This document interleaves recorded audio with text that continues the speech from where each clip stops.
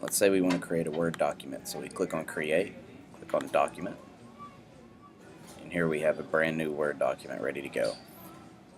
First things first, where it says Untitled Document here at the top, notice it says Rename when you hover over it. Click on it, and we can rename it to whatever we want. Click OK. You'll also notice that as I type, there is a window at the top that says Saving right here. Notice now it says all changes saved in Drive. That means that as you type, it saves your work.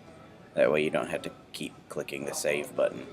Also, you'll notice there is no Save button under File like you would see in Microsoft Word. It's not there because it doesn't exist. It saves it for you as you go along.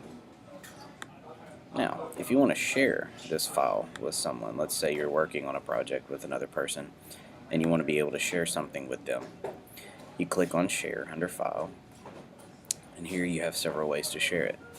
You can use a link if you want to embed it somewhere. You can change the level of access to where it can be public, or anyone on the link with the link can access it, or sharing it with specific people. But usually we don't want to do that. Where most of the time you will work is right here. Let's say I want to invite Mr. Nix at nettletonschools.net, and I want him to be able to only view it. If I click here where it says Can Edit and instead click Can View, that means when I send it to him by email, he can only view this. If I click on Comment, that means he can add comments to it but can't change the original text.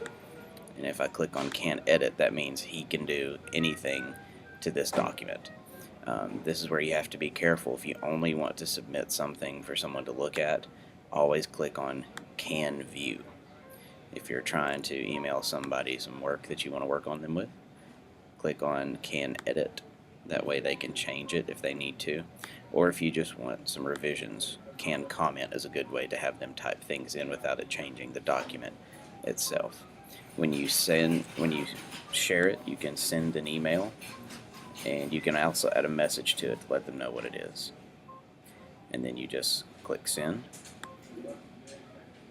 and then the name appears up here.